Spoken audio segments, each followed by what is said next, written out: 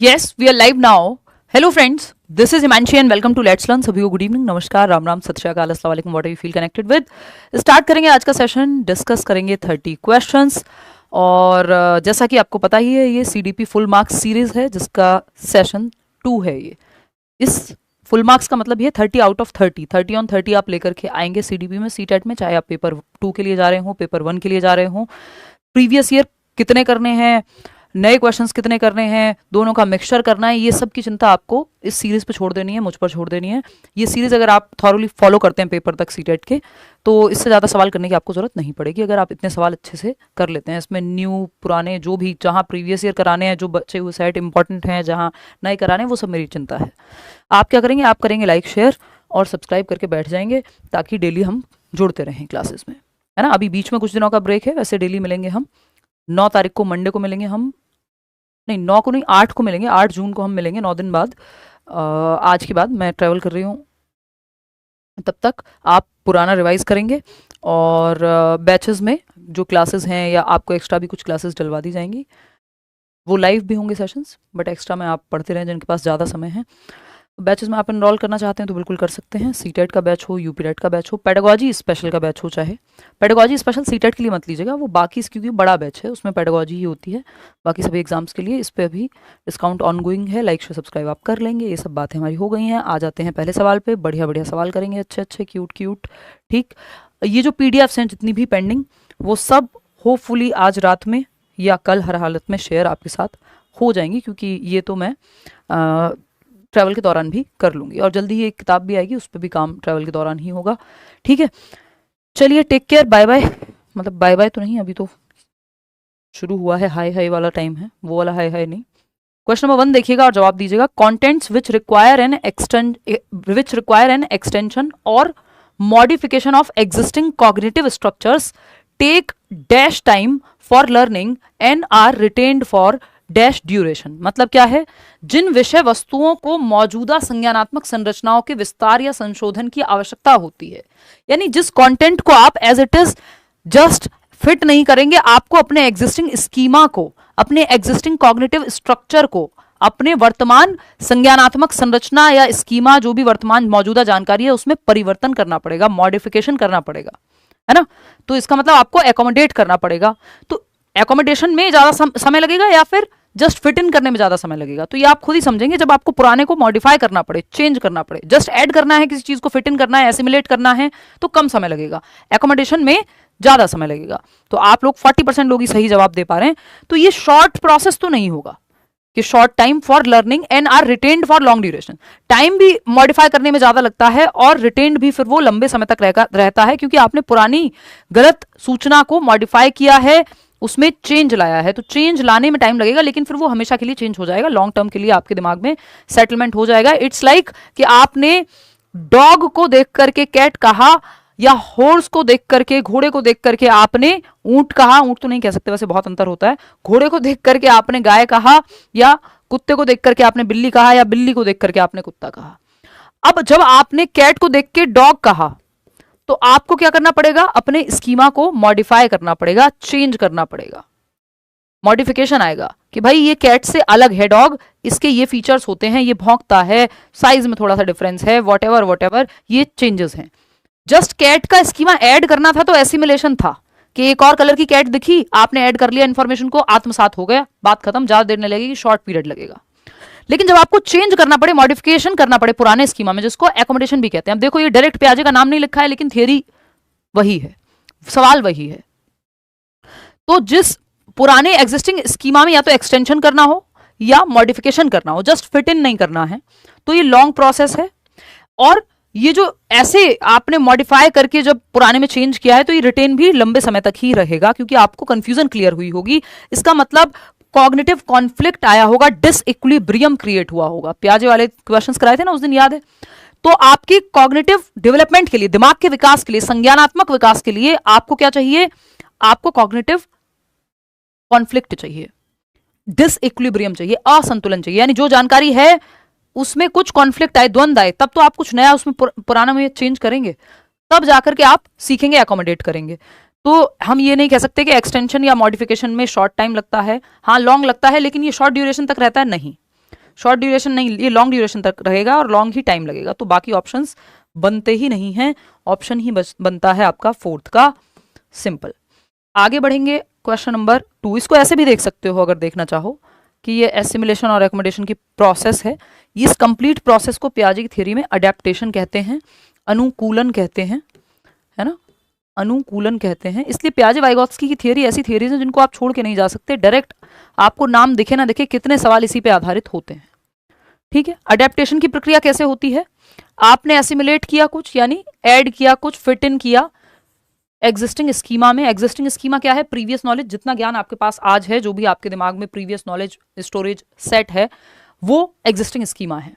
इसमें कुछ ऐड किया, फिट इन किया इन्फॉर्मेशन को एग्जिस्टिंग स्कीमा में, तो एसिमिलेट किया कि आपको पता है हाँ एक ब्लैक कलर की कैट देखी, व्हाइट पहले से पता था, ऐड कर लिया, बात खत्म। इक्विलिब्रेशन है, अगली बार आपने एक और कैट देखी, आपने कहा हाँ कैट है, तो इक्विलिब्रेशन है, यानी जो दिमाग में इंफॉर्मेशन सेव्ड है, स्टोर्ड है, वो इंफॉर्मेशन मैच कर रही है जब आप दुनिया में देख रहे हैं कि आपको पता है इसको पेन कहते हैं, आपने एक पेन देखा, आपने कहा पेन है, तो ये बैलेंस है, कॉग्निटिव बैलेंस की स्थिति है, इक्विलिब्रेशन है, संतुलन है, मानसिक संतुलन है कि जो इंफॉर्मेशन, जो सूचना दिमाग में थी, जो बाहर देख रहे हो, दोनों बैलेंस में है। अब नई सिचुएशन आएगी, अब आप कैट तो दिख गई लेकिन इस बार डॉग दिखेगा और कोई कहेगा भाई ये कैट नहीं है, तो इसका मतलब डिसइक्विलिब्रियम होगा, असंतुलन होगा, मैच नहीं होगी इंफॉर्मेशन जो दिमाग में है, बैलेंस नहीं होगा, कॉग्निटिव कॉन्फ्लिक्ट क्रिएट हो जाएगा। अच्छा ये कैट नहीं है, इसके भी 4 पैर हैं, इसकी भी एक पूंछ है, ये तो कैट होनी चाहिए थी, फिर क्या है ये, तो इसका मतलब डिसइक्विलिब्रियम क्रिएट हो गया, कंफ्यूजन क्रिएट हो गई टॉपिक में। तो अब इस कंफ्यूजन से, कॉग्निटिव कॉन्फ्लिक्ट से, मानसिक द्वंद से, संज्ञानात्मक द्वंद से, असंतुलन से, डिसइक्विलिब्रियम से क्या होगा, अब आपको अडेप्ट करना पड़ेगा नई जानकारी के हिसाब से, कि आपको सीखना पड़ेगा कि डॉग का स्कीमा अलग होता है, पुराने में मॉडिफिकेशन करना पड़ेगा, एकोमोडेट करना पड़ेगा।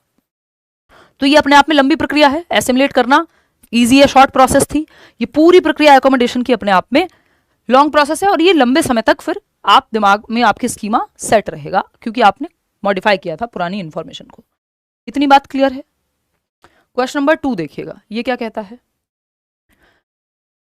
कथन है the purpose of administering intelligence tests and extended observation should be to compare children in specific domains and abilities.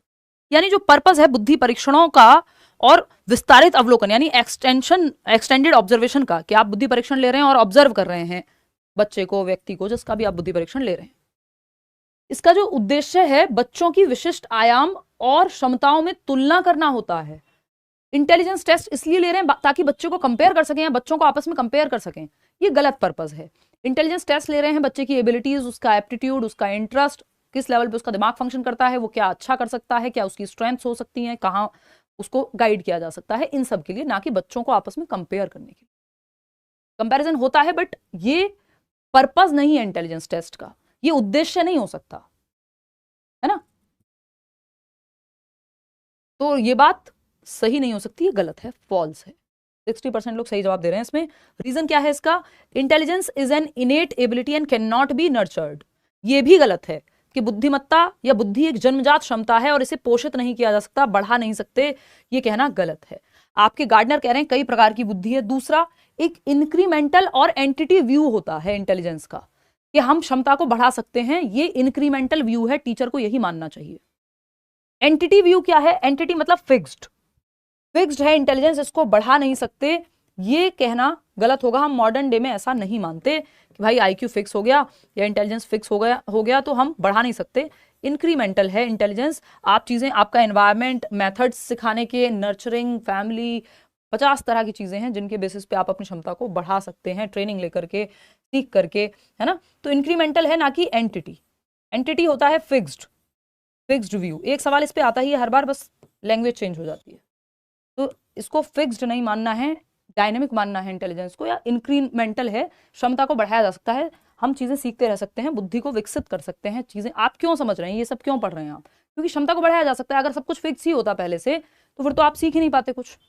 भाई कैसे सेम टॉपिक आपको किसी टीचर से समझ में आ जा रहा है, किसी से नहीं आ रहा है, या खुद से पढ़ रहे हैं तो नहीं आ रहा है, टीचर की मदद से आ जा रहा है समझ में, तो इसका मतलब इंटेलिजेंस या बुद्धि की जो क्षमता है वो इंक्रीमेंटल हुई। तो ये दोनों ही बातें गलत हैं, इसलिए both A and R false. इसका रीजन अपने आप में, स्टेटमेंट भी गलत है और ये बात भी गलत है, तो थर्ड ऑप्शन सही हो गया। आगे बढ़ेंगे, मुझे खुशी है कि आप लोग सही जवाब दे रहे हैं। क्वेश्चन नंबर 3 देखिएगा, ये भी अच्छा सवाल है। The kind of assessment in which a students scores are compared with the average performance of other students is called. यानी वह आकलन जो किसी विद्यार्थी के प्राप्त अंकों को, students scores are compared with अन्य विद्यार्थियों के औसत प्रदर्शन से, average performance of other students is called. यानी आपका जो स्कोर आ रहा है इसको अदर बच्चों के स्कोर्स के साथ कंपेयर किया जाएगा और फिर क्या बनेगी, एक मेरिट बनेगी। समझ गए क्या है ये? गलत जवाब दे रहे हो बहुत खुशी खुशी, 39-41% लोग गलत जवाब दे रहे हैं। ये क्राइटेरिया रेफरेंस्ड नहीं है, क्राइटेरिया रेफरेंस्ड है सीटेट। किसी का किसी से कंपैरिजन नहीं है, बस 90 मार्क्स चाहिए आपको, 60% ले आओ 150 का, आपका पेपर क्लियर है। ये क्राइटेरिया सेट हुआ है, 33% नंबर ले आओ पास हो जाओगे बोर्ड्स में। क्राइटेरिया सेट है, क्राइटेरियन रेफरेंस है। यहां पे कह रहे हैं एक बच्चे के स्कोर को दूसरे बच्चों के स्कोर से या उनकी एवरेज परफॉर्मेंस से कंपेयर करना है। ये टाइप्स देखो, अब ये मत कहना इंटेलिजेंस में तो हम कह रहे थे कि इंटेलिजेंस को कंपेयर मत करो, वो अलग चीज है। इंटेलिजेंस टेस्ट का पर्पस ये नहीं हो सकता कि बच्चों को आपस में कंपेयर करना, लेकिन जब हम टेस्ट ले रहे हैं और हमें कुछ लोगों को सेलेक्ट करना है तो ये अलग प्रतियोगी परीक्षा की बात हो रही है, इंटेलिजेंस की बात नहीं हो रही है। तो यहां पे ये नॉर्म रेफरेंस टेस्ट कहलाता है। जैसे आपका DSSB का पेपर हो गया, दिल्ली सबऑर्डिनेट सर्विसेज सिलेक्शन का, PRT में आप देखते हैं मेरिट जाती है 160, है ना? क्यों? क्योंकि जो बाकी से कंपैरिजन में जो ऊपर होगा मेरिट में उसको नौकरी मिलेगी, सबको नहीं दे सकते। तो सीटेट का सर्टिफिकेट दे सकते हैं, उसमें कोई दिक्कत नहीं, उसमें कंपैरिजन नहीं है, उसको क्राइटेरियन रेफरेंस कह रहे हैं। या केंद्रीय विद्यालय का एग्जाम हो गया, नवोदय विद्यालय का एग्जाम हो गया, इवन यूपी में सुपर टेट का एग्जाम हो गया, जहां भी नौकरी मिल रही है जनरली वहां पे नॉर्म रेफरेंस टेस्ट लागू है, क्योंकि एक मेरिट बन रही है। टॉपर कौन होगा? तो टॉपर किस बेसिस पे है कि बाकी के 1 लाख लोग हैं जिन्होंने ये एग्जाम दिया है, उसमें ये सबसे ज्यादा रैंक लेकर के आया है, तब टॉपर कहलाया है ना, रिलेटिवली। नहीं तो सिर्फ क्राइटेरिया पास करना हो, जैसे सीटेट में एक्चुअल में टॉपर शब्द यूज नहीं कर सकते आप, कोई टॉपर है ही नहीं। 143 नंबर भी अनुराग ले आए, चाहे सचिन ले आए 141, अनुष्का ले आए 140, लेकिन एक्चुअल में टॉपर नहीं कह सकते आप। क्यों?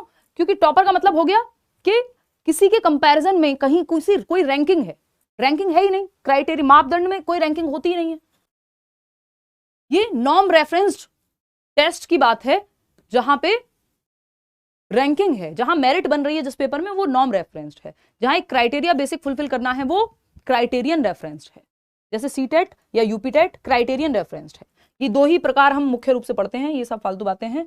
नॉर्म और क्राइटेरियन रेफरेंस्ड ये किसमें आते हैं? स्टैंडर्डाइज्ड, यानी मानकीकृत परीक्षण का पार्ट है। ये मानकीकृत परीक्षणों में हम क्राइटेरियन रेफरेंस पढ़ते हैं और नॉर्म रेफरेंस पढ़ते हैं।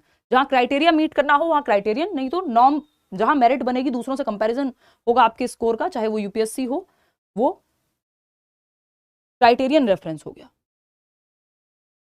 मेरिट बन रही है तो नॉर्म रेफरेंस हो गया, सॉरी। देखो एक बार क्वेश्चन नंबर 4 क्या है, असर्शन क्या है, ये थोड़ा हल्का सवाल, फिर भी आप इसमें क्योंकि लेंदी है। All girls are hard working and sincere while boys are intelligent and dominating. सभी लड़कियां मेहनती और ईमानदार होती हैं, जबकि लड़के जो है बुद्धिमान और रौबदार होते हैं, डोमिनेटिंग होते हैं। अगर आप ये मानते हैं तो आप थोड़े से गधे तो हैं, है ना? मजाक में कह रही हूं, मतलब क्या है, आप थोड़े से स्टीरियोटाइप का शिकार हो चुके हैं, है ना? ये कहना अपने आप में रूढ़िबद्धता है कि पूरी पॉपुलेशन को, सबको आपने मान लिया कि हाँ ऐसा ही होगा, ठीक है ना? तो ये all girls are hard working कि सारी लड़कियां मेहनती ही होंगी और सिंसियर ही होंगी, और लड़के जो हैं वो इंटेलिजेंट होंगे और डोमिनेटिंग होंगे। इसमें एनवायरनमेंट का, इसमें ट्रेनिंग का, इसमें अपॉर्चुनिटीज, अवसर कितने मिले हैं, किस फैमिली में हैं, किस तरह से उनको सोशलाइज किया गया है, सामाजिकरण की प्रक्रिया में उनको कैसे बताया गया है। अगर लड़कियों को बचपन से वही कहानी सुनाई गया, अरे तुम ज्यादा पढ़ के क्या करोगी, तो आप चले जाइए पिछली से पिछली जनरेशन में, आज भी रिमोट एरियाज में चले जाइए या बहुत जगहों पे, लड़कियों को आपको इस चीज में भी डिफरेंस मिल जाएगा कि जो भाई है वो अच्छे स्कूल में जाता है, बहन सरकारी या किसी नॉर्मल स्कूल में चली जाती है। क्यों? क्योंकि उसको तो पढ़ के शादी ही करनी है। तो ये जो प्रक्रिया है ये इस पे डिपेंड करेगी कि सोशलाइजेशन कैसा हुआ है, अपॉर्चुनिटीज कितनी मिली हैं लड़के और लड़कियों को। इसका जेंडर से लेना देना नहीं है। अगर कोई ऐसा मानता है और अगर आपको 10 एग्जाम्पल अपने आसपास ऐसे दिख भी जाएं, तो भी इसका मतलब ये नहीं है कि ये बात सही हो गई है ना? उसके रीजंस हैं कि उनको, लड़कियों को अगर आपने एजुकेशन के अवसर ही नहीं दिए, बाहर निकलने के मौके ही नहीं दिए, तो वो डरी डरी ही रहेंगी। या फिर हर व्यक्ति हार्ड वर्किंग है ये कह ही नहीं सकते आप, उसकी अपब्रिंगिंग कैसी हुई है, बचपन से ट्रेनिंग दी गई है, डिसिप्लिन की नहीं दी गई है, 50 चीजें हैं, है ना? सारे लड़के हार्ड वर्किंग है ये कहना भी गलत है और सारी लड़कियां हार्ड वर्किंग है ये कहना भी गलत है। तो ये तो इंडिविजुअल ट्रेट का मामला हो गया, पर्सनैलिटी कैसी है, अपॉर्चुनिटीज क्या मिली हैं, तो ये गलत हो गया कहना।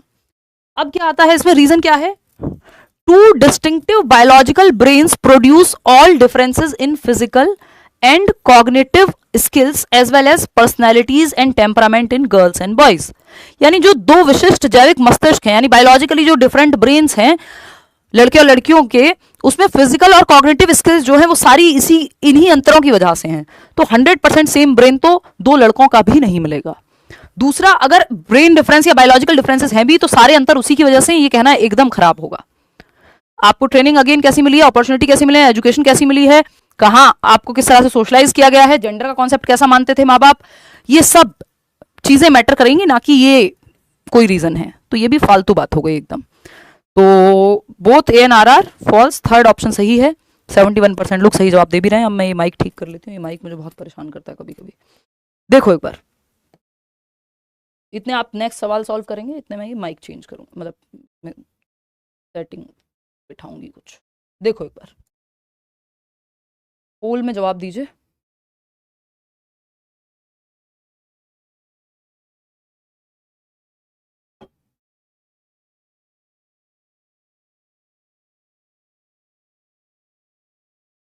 सिक्सटी 67% लोग कह रहे हैं थर्ड ऑप्शन। बहुत बढ़िया, सही जवाब दे रहे हैं आप। और ये मत सोचिएगा कि जो हमसे सॉल्व हो जा रहा है वो सवाल पेपर में नहीं आएगा, ये एक अपने आप में गलत धारणा है ना। आसान, मुश्किल, मॉडरेट सब तरह के सवाल पेपर में आते हैं और हर टॉपिक से आते हैं।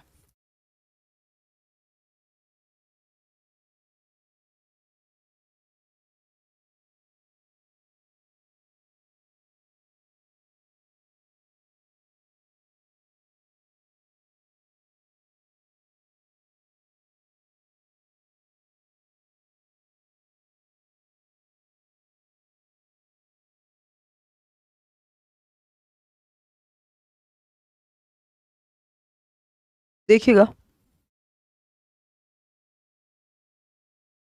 थर्ड ऑप्शन 81% लोग सही जवाब दे रहे हैं। बहुत बढ़िया, बेहतरीन जवाब। आप तो अच्छे बच्चे बन गए हैं। एनीवे, बच्चे तो आप हैं नहीं, अडल्ट ही हैं। देखिए खैर, समझते हैं कहानी। अब जब हम बात कर रहे हैं यहाँ, सवाल ने क्या पूछा है हमसे कि individual differences in learning preferences of students should be seen as, यानी व्यक्तिगत विभिन्नताएं होंगी अधिगम की प्रक्रिया में। बच्चों में सारे बच्चे सेम तरह से नहीं सीखेंगे और सारे बच्चे सेम स्पीड पे भी नहीं सीखेंगे। ये माइक जो है आज परेशान करके ही मानेगा, कसम खा लिए। देखो एक बार, देखिएगा, तो सारे बच्चे सेम तरह से नहीं सीखेंगे और सेम विद्यार्थियों की सीखने की प्राथमिकताओं, मैं देख, एक मिनट रुको।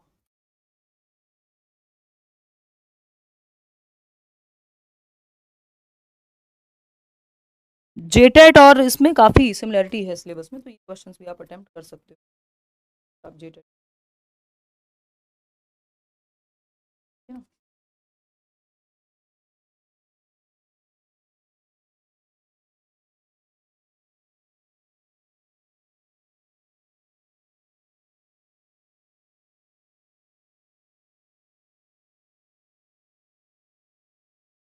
80%, गलत कैसे कर रहे हो, अभी तो 81% लोग सही जवाब दे रहे थे।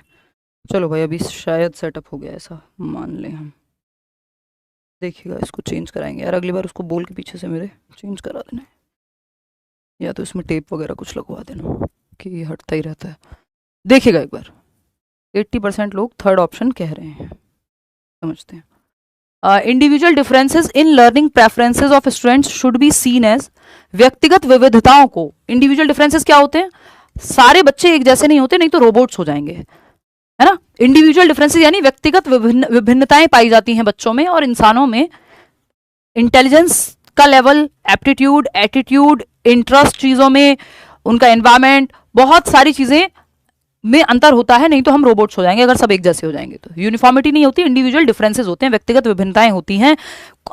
अलग भाषा के आधार पर विविधता हो सकती है, जेंडर के आधार पर विविधता हो सकती है, आप किस समाज किस संस्कृति से आ रहे हैं उसके आधार पर विविधता हो सकती है, इंटेलिजेंस के स्तर के आधार पे पर्सनैलिटी अलग हो सकती है बच्चों की, उनका इंटरेस्ट एरिया अलग हो सकता है ना।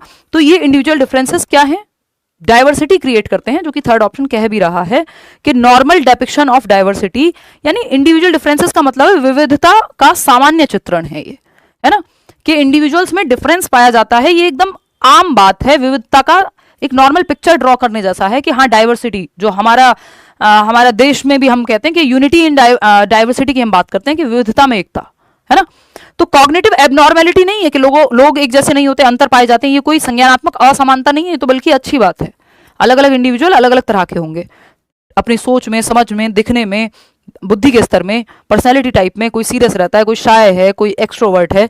Developmental deficits among some children, नहीं ऐसा नहीं कि ये कुछ विकासात्मक कमियां हैं, जी नहीं। Abnormal parameter of their differing IQ levels, ये कोई एबनॉर्मल पैरामीटर नहीं है आईक्यू के डिफरेंसेस का मतलब, और आईक्यू 60% पॉपुलेशन में लगभग सेम ही है, एवरेज ही है। तो third option is the right answer. और आईक्यू सब कुछ भी नहीं है, तो इसलिए ये भी ध्यान रखना है। क्वेश्चन नंबर 6 देखिएगा, ये भी एक अच्छा सवाल है, इसको आप सॉल्व करेंगे। Which of the following statements about classroom assessment are correct, यानी कक्षा आकलन के संबंध में कौन सी बात सही है। तो 4 स्टेटमेंट दिए हुए हैं, लेंदी सवाल है। Assessments should influence the students cognitive processes while they study, यानी आकलन को छात्रों की अध्ययन करते समय संज्ञानात्मक प्रक्रियाओं को प्रभावित करना चाहिए।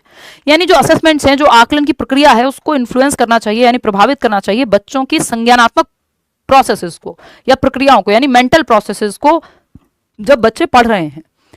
मतलब मेंटल प्रोसेसेस क्या होती हैं? Thinking, reasoning, problem solving. तो जब आकलन हो रहा हो तो बच्चे सोचने पे मजबूर हों, रिफ्लेक्ट करें, चिंतन मनन करें, एक्टिव हों, कॉग्निटिवली दिमाग से एक्टिव हों। असेसमेंट का ये काम होना चाहिए, ये तो अच्छी बात है, इसमें क्या बुरी बात है, बच्चा एक्टिव रहेगा। असेसमेंट फॉर लर्निंग होता है इसलिए कि इंप्रूवमेंट कैसे होनी है, कहाँ कमी रह गई, कैसे और हम पूरी प्रोसेस को बेहतर बना सकते हैं। तो ये तो बेहतर बात है, इसमें गलत क्या है कि आकलन छात्रों के अध्ययन करते समय संज्ञानात्मक प्रक्रियाओं को एक्टिवेट करे या प्रभावित करे। ठीक है। सेकंड है assessments should serve as learning experiences in themselves. आकलन जो है वो अपने आप में एक लर्निंग एक्सपीरियंस है, यानी बच्चे सीख भी रहे हैं और उनका आकलन भी हो रहा है। जैसे कोई प्रोजेक्ट दे दिया आपने, क्विज दे दी, आप जैसे पोल में जवाब दे रहे हैं, तो ये अपने आप में एक एक्सपीरियंस है कि आप क्लास भी ले रहे हैं, समझ भी रहे हैं, आकलन भी हो रहा है साथ साथ। तो ये तो अच्छी बात है, ये दोनों सही हैं। Assessments should create fear and stress among students to get them to learn. डर या तनाव का माहौल पैदा करना ये टेस्ट का या आकलन का या पेपर का उद्देश्य नहीं होना चाहिए, ये गलत है। Assessments should be standardised and norm referenced. ऐसा नहीं है कि सिर्फ स्टैंडर्डाइज्ड और नॉर्म रेफरेंस ही होने चाहिए, कई बार आपको नॉन स्टैंडर्डाइज तरीके या टीचर मेड टेस्ट भी लेने होते हैं, क्राइटेरियन टेस्ट भी लेने होते हैं। डिपेंड करेगा क्या एक्टिविटी है और नीड क्या है पेपर की, या किस पर्पस के लिए लिया जा रहा है। तो आपकी क्विजेस भी हैं, ओलंपियाड्स भी हैं, एक्टिविटीज भी हैं, डिस्कशन भी है, डिबेट भी है, सब तरीके हैं। आकलन के 50 तरीके हैं, है ना, चाहे वो रेटिंग स्केल हो, चाहे वो आपका चेकलिस्ट हो। तो एक ही तरीका थोड़ी कि बस नॉर्म रेफरेंस बोर्ड के पेपर ही करा दो या स्टैंडर्डाइज टेस्ट ही होगा हमेशा। क्लास टेस्ट भी तो है, टीचर में टेस्ट भी तो हो रहा है, तो ये भी गलत हो गया। तो थर्ड फोर्थ को हटा दो आप, थर्ड फोर्थ हट गए तो फर्स्ट सेकंड ही बचे, जो कि पहले ऑप्शन में ही है। आप लोग सही जवाब दे रहे हैं, 78% लोग स्मार्ट हैं, आप आगे बढ़ेंगे, फर्स्ट ऑप्शन ठीक है। डर क्रिएट करना पर्पस थोड़ी आकलन का। क्वेश्चन नंबर 7 देखिएगा, ये क्या कहता है? असर्शन है, अभिकथन है, students with poor writing abilities are often stereotyped by their teachers as intellectually disabled. अच्छा सवाल है कि खराब लेखन क्षमता वाले बच्चे, यानी जिनकी राइटिंग खराब होती है, छात्रों को अक्सर उनके शिक्षकों द्वारा बौद्धिक रूप से अक्षम के रूप में चित्रित किया जाता है। तो कई बार टीचर्स उनको लेबल कर देते हैं इंटेलेक्चुअली डिसेबल्ड हैं, डिस्ग्रेफिया होगा, या उतने अच्छे नहीं होंगे पढ़ने में, या दिमाग उतना अच्छा नहीं होगा क्योंकि राइटिंग अच्छी नहीं है। जिसकी राइटिंग अच्छी है उसको नंबर ज्यादा मिल जाते हैं। आपने ये बायस देखा है, बात तो सही है, ऐसा होता है कई बार। रीजन क्या है इसका? Teachers tend to have implicit bias and hold assumptions about students learning behaviours that can affect students growth. यानी शिक्षकों में अंतर्निहित पूर्वाग्रह है, यानी इम्प्लिसिट बायस है, एक भरा हुआ बायस है। बायस मतलब पार्शियलिटी एक तरह की, हर ह्यूमन में कुछ बायसेस होते ही हैं, झुकाव होता है कुछ चीजों के प्रति, ये वैसा ही इम्प्लिसिट बायस है। कोशिश करनी है आपको अपने जीवन काल में कि आप अपने बायसेस को अपने व्यवहार में ना आने दें, है ना। तो ये इम्प्लिसिट बायस है कि टीचर्स को लगता है कि जिसकी राइटिंग अच्छी है नॉलेज ज्यादा अच्छी होगी, इवन यूपीएससी तक में फायदा मिल जाता है राइटिंग का, तो अच्छी राइटिंग का। तो teachers tend to have implicit bias and hold assumptions about students learning behaviours that can affect students growth. इससे बच्चे की ग्रोथ जो है वो प्रभावित हो सकती है, क्योंकि टीचर्स का अपना जो ये पूर्वाग्रह है, हो सकता है एक बच्चा लिखता बहुत सुंदर ना हो, प्रेजेंटेशन उसकी अच्छी ना हो, बट वो अच्छे से समझता हो, वैलिड पॉइंट्स लिख रहा हो, सही जवाब दे रहा हो। तो ये आप मैथ्स में देखते हैं कि वहां राइटिंग उतनी मैटर नहीं करेगी, अगर स्टेप्स ठीक दिए तो कम स्कोप है आपके पूर्वाग्रह के बीच में आने का। लेकिन ऐसा होता है, होना चाहिए नहीं।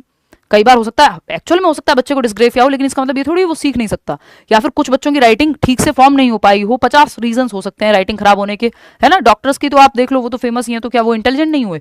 तो ये भी बात सही है कि टीचर्स का अपना इम्प्लिसिट बायस है, ये इसका सही रीजन है। तो A and R are correct, और R is the correct explanation of A. सही जवाब आप लोग 51% लोग दे रहे हैं। दोनों में से कुछ गलत है ही नहीं, कैसे आप मना करोगे कि गलत है? सही एक्सप्लेनेशन है उसकी, कैसा होता है। क्वेश्चन नंबर 8 देखिए, ये क्या कहता है, which of the following questions would promote higher order critical and analytical thinking skills among the students. एक सवाल इस पे आता ही है कि किस तरह का प्रश्न पूछें जिससे बच्चे की उच्च स्तरीय या समालोचनात्मक चिंतन और विश्लेषणात्मक चिंतन को के कौशल को बढ़ावा मिल सके, यानी बच्चे की थिंकिंग प्रोसेस एक्टिवेट हो सके। जिसमें वो सवाल इसमें सही होता है जिसमें बच्चे को चारों दिशाओं में सोचना पड़े या सोचने पे मजबूर हो।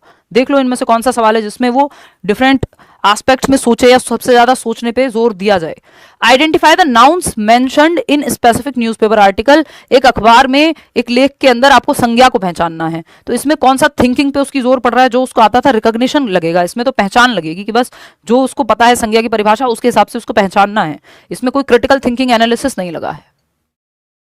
फिर है read the newspaper articles and make a list of new words. इसमें कोई क्रिटिकल थिंकिंग नहीं लगी है। क्रिटिकल थिंकिंग में आपको हर एक पहलू से किसी चीज को समझना होता है ना, कि ये चीज एक्चुअल में सही है या नहीं है, अलग अलग पहलू से देखना होता है कि एथिकल है या नहीं है। एथिकल एंड एथिकल में आपको एनालिटिकल थिंकिंग लगेगी, आपको हर पहलू से क्रिटिकल थिंकिंग लगेगी, हर पहलू से देखना है किसी चीज को। Read the newspaper article and think of a suitable title. अखबार का लेख पढ़ें और एक उपयुक्त शीर्षक के बारे में सोचें। इसमें ठीक है आपकी इमेजिनेशन स्किल लगेगी, है ना, आप स्किमिंग करेंगे, लेकिन क्रिटिकल थिंकिंग इसमें उतनी इस्तेमाल में आती हुई नहीं नजर आ रही कि किसी चीज के हर पहलू को, फैक्ट को, ओपिनियन को देखना हो। यहां पे समराइज करने की एबिलिटी आपकी लग रही है, तो कुछ हद तक आपकी कॉग्निटिव एबिलिटीज यूज हो रही है, बट बहुत हायर ऑर्डर थिंकिंग नहीं लग रही है यहां भी। Identify the assumptions underlying two newspaper articles depicting the same event. भाई एक ही घटना को दर्शाने वाले दो अखबारों के लेखों में निहित मान्यताओं की पहचान करें। सेम न्यूज है, दो अलग न्यूज़पेपर में अलग तरह से उसको दर्शाया गया है। एक ही बात गलत भी हो सकती है और सही भी हो सकती है, तो ये डिपिक्शन में आपको क्रिटिकल थिंकिंग लगेगी, आपको हर पहलू से देखना पड़ेगा किसी चीज को, जो कि फोर्थ ऑप्शन में यहां हो रहा है। आगे बढ़ेंगे, क्वेश्चन नंबर 9 देखिएगा, ये क्या कहता है, which of the following is not a way to promote diversity in the classroom. Diversity यानी इंडिविजुअल डिफरेंसेस होंगे, अलग अलग तरह के बच्चे होंगे, अलग अलग भाषाएं बोलने वाले बच्चे होंगे, अलग रंग के बच्चे होंगे, अलग जेंडर के बच्चे होंगे, अलग क्षमताओं के बच्चे होंगे, अलग अलग इंटरेस्ट, एज, एप्टीट्यूड, एटीट्यूड वाले बच्चे एक क्लास में होंगे। तो कौन सा तरीका है जो विविधता को बढ़ावा नहीं देता है? हमें विविधता को बढ़ावा देना है, लेकिन ये कह रहा है कि बढ़ावा नहीं देता है, तो आपको गलत ऑप्शन ढूंढना है, वही सही होगा क्योंकि पूछा ही गलत है। तो encouraging students to express their unique identities and cultures, ये तो बढ़ावा देगा, पॉजिटिव है, हमें तो नेगेटिव ऑप्शन चाहिए कि विद्यार्थियों को उनकी अनूठी पहचान और संस्कृति को व्यक्त करने के लिए प्रोत्साहित करना अच्छी बात है, इससे तो बढ़ावा मिलेगा विविधता को। ये कह रहा है बढ़ावा नहीं देता है। Adapting behaviour based on stereotyping students according to their backgrounds and cultures, हाँ, इससे डाइवर्सिटी को बढ़ावा नहीं मिलेगा। फिर आप एक ही जाति का ग्रुप बना देंगे या एक ही तरह के फेवरेटिज्म चला देंगे क्लास में, तो विद्यार्थियों की पृष्ठभूमि और संस्कृतियों के आधार पर पूर्वाग्रह के अनुकूल व्यवहार करना, ये डाइवर्सिटी को बढ़ावा नहीं देता। अगर आप अपनी स्टीरियोटाइप के बेसिस पे कि ये वाला रंग का बच्चा, गोरा बच्चा मुझे पसंद है, काले रंग का बच्चा मुझे पसंद नहीं है, तो ये आप अगर क्लास में करने लगे तो आप डाइवर्सिटी को प्रमोट नहीं कर रहे हैं, आप बाधित कर रहे हैं, है ना। फिर आप एक तरह से बहुत ही गलत कर रहे हैं क्लासरूम में।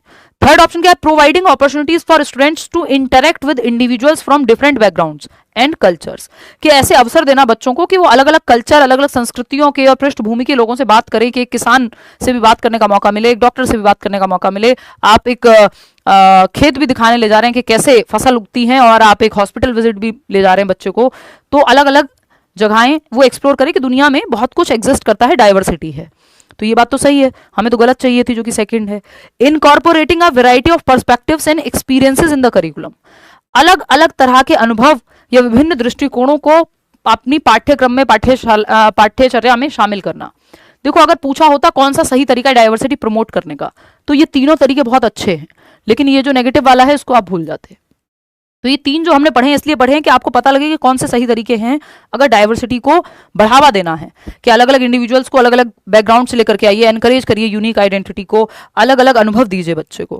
क्वेश्चन नंबर 10 देखिएगा, ये क्या कहता है, ये कहता है which of the following is the correct match of learning disability and challenge caused by it. निम्नलिखित में से अधिगम अक्षमता और इसके कारण होने वाली चुनौती का सही मेल कौन सा है।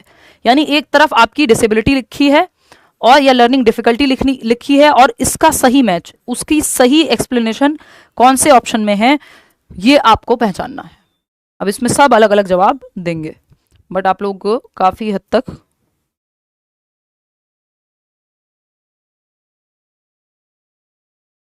41% लोग जो है, 38% लोग फर्स्ट कह रहे हैं। चलिए देख लेते हैं। Dysgraphia impacts fine motor skills and spelling, इस पे हमारी चर्चा हुई थी, ये ठीक हो सकता है, आएंगे अभी बाकी ऑप्शंस पढ़ के, अभी इसको मार्क करके रख लेते हैं। Dyslexia impacts ability to learn numbers and arithmetic operations, ये अर्थमेटिक यानी संख्याओं और अंकगणितीय संक्रियाओं को सीखने की क्षमता में जो प्रॉब्लम है, मैथमेटिक्स की प्रॉब्लम, डिसकैलकुलिया कहलाएगी, ना कि डिसलेक्सिया। डिसलेक्सिया क्या है?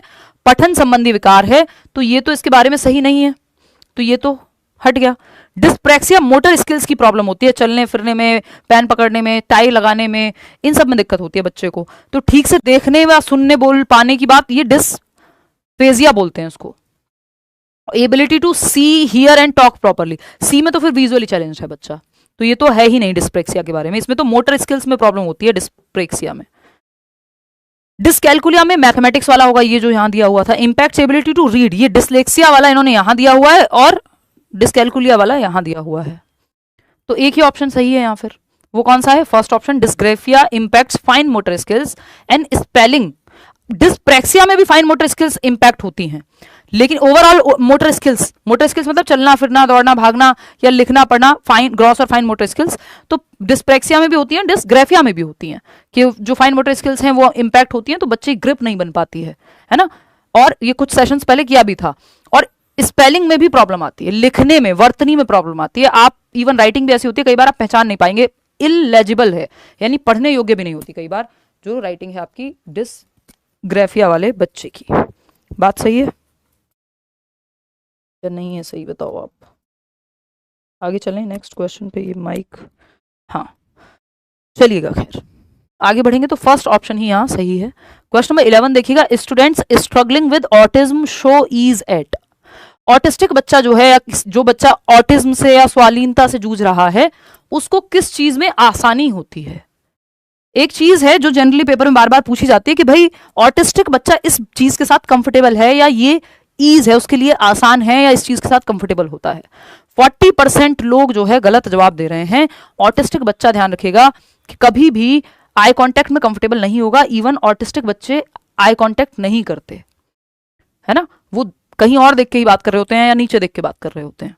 तो बातचीत के दौरान आंखों का संपर्क स्थापित करने में ईज नहीं होती, डिसईज है वो, या प्रॉब्लम है, डिस्कंफर्ट है। फैमिलियर एंड प्रिडिक्टेबल रूटीन्स, ये बात एकदम सही है। सेकेंड ऑप्शन, 47% लोग सही जवाब अब दे रहे हैं।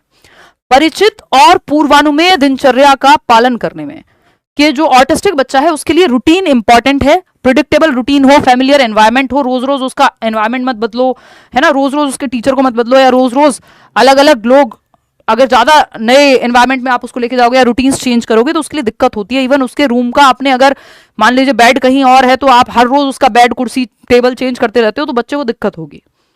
नॉर्मल केस में होती है, जिनको ऑटिज्म नहीं है, तो ऑटिस्टिक बच्चे को तो और ज्यादा दिक्कत होती है, अगर उसका रूटीन या इवन रूम की सेटिंग भी बहुत ज्यादा चेंज होती है अगर जल्दी जल्दी। तो ये क्योंकि स्टीरियोटिपिकल बिहेवियर होता है, इसमें सेम चीज रिपीट करते हैं बच्चे, बहुत बार सेम चीजें बोलते हैं, है ना, रेपिटेटिव एक्शंस होते हैं, कम्युनिकेशन में प्रॉब्लम होती है, आई कांटेक्ट नहीं कर पाते हैं। लेकिन ये रूटीन्स हेल्पफुल होते हैं, ऑटिस्टिक बच्चा रूटीन्स में इजीली रह पाता है, बल्कि बहुत ज्यादा चेंजेस अगर आप रूटीन में कर रहे हैं तो वो प्रॉब्लम है। रैपिड ट्रांजिशंस बिटवीन एक्टिविटीज, ये बिल्कुल भी नहीं होना चाहिए ऑटिस्टिक बच्चे के लिए, तो ये बहुत ही खराब चीज है कि आप तेजी से बदलाव कर रहे हैं गतिविधियों में। वो ADHD वाले के लिए एक बार को चल जाएगा, क्योंकि वो बहुत देर तक एक चीज पर टेंशन नहीं टिका के रखता। कम्युनिकेशन विद स्ट्रेंजर्स, नहीं, कम्युनिकेशन में तो बच्चे को प्रॉब्लम ही है, और फैमिलियर हो तो फिर भी ठीक है, स्ट्रेंजर्स में तो और दिक्कत है। तो सेकंड ऑप्शन ही है जहां पे वो ईज फील करेगा बच्चा।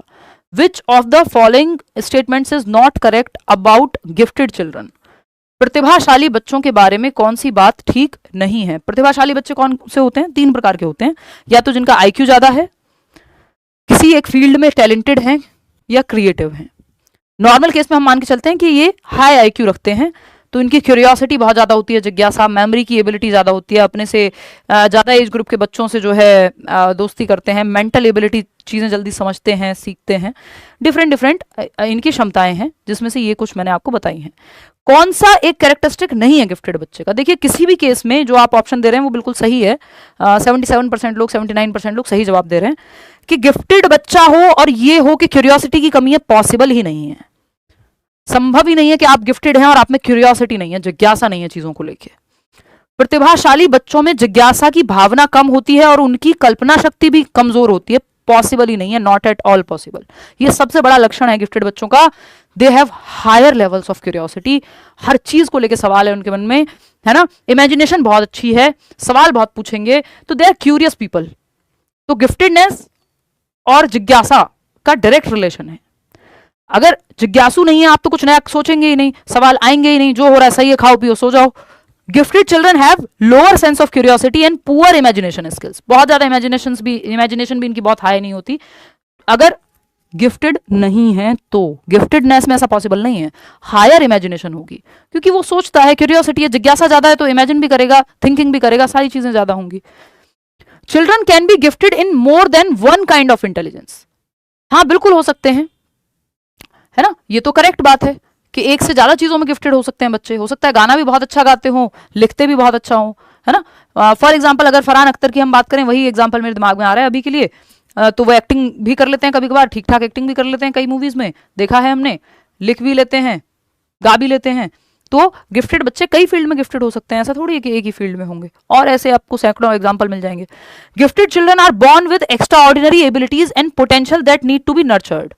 प्रतिभाशाली बच्चे विशेष क्षमता और सामर्थ्य के साथ पैदा होते हैं और इस सामर्थ्य को विकसित करने की आवश्यकता होती है। एनवायरमेंट उनको उस तरह का मिले और जहां उनको मौका मिले कि ये जो इनेट क्षमता है, एबिलिटी तो है बट एजुकेशन ही नहीं मिली या उस तरह का माहौल ही नहीं मिला जहां नर्चर करने दिया जाए उस इनेट क्षमता को। आंतरिक क्षमता तो है बट वो बाहर निकल ही नहीं पाई कभी, है ना।